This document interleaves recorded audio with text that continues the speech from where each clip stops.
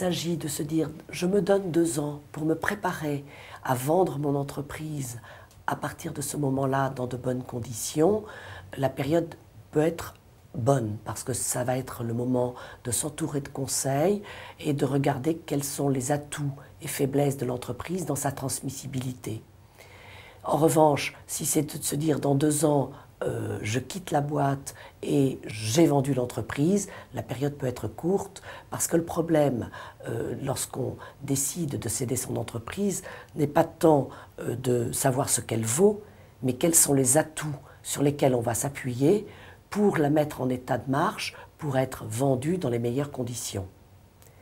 La vente, c'est aussi un projet personnel pour le cédant d'entreprise. On parle souvent de celui du repreneur, de projet personnel, mais il ne faut pas occulter celui du cédant.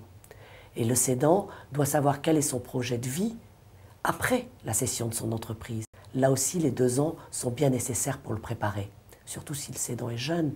Pour ceux qui envisagent la retraite, les choses sont peut-être plus faciles.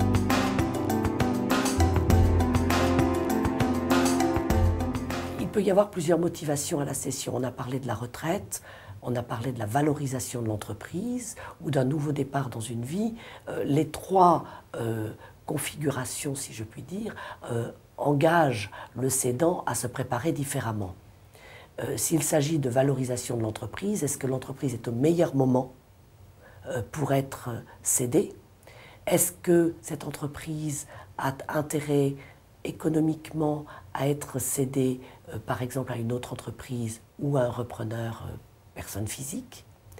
Est-ce que le souci de pérennité de l'entreprise, du chef d'entreprise, est présent dans son projet de cession? En fait, d'où vient ce cédant? Est-ce qu'il a été le fils du fondateur de l'entreprise? Est-ce qu'il l'a fondée lui-même? Est-ce qu'il l'a reprise? Là encore, les motivations lors de la cession peuvent être de nature différente.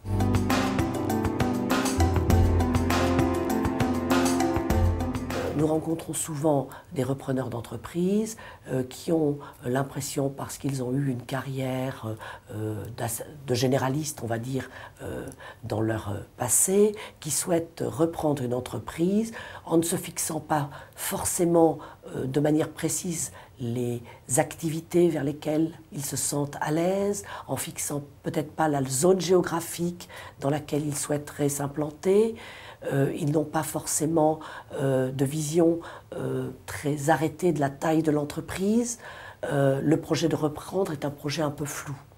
Il va falloir lui donner des contours beaucoup plus précis pour réussir, parce qu'ensuite il va falloir identifier des cibles, et pour identifier des cibles, le marché de la transmission d'entreprise est un marché un petit peu comme un iceberg. Il y a la partie visible, avec peu d'entreprises par rapport à la réalité des choses. Et puis, il y a le marché invisible. La partie la plus grande, c'est celle pour laquelle le repreneur, comme il va le faire, il l'aurait fait s'il avait cherché un emploi, va être obligé de prospecter.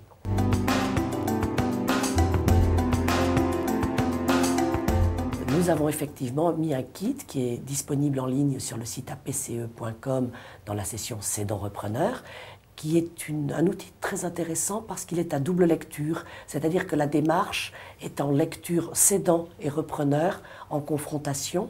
Et c'est un outil qui a beaucoup de succès parce que justement c'est la première fois qu'on donne cette double lecture.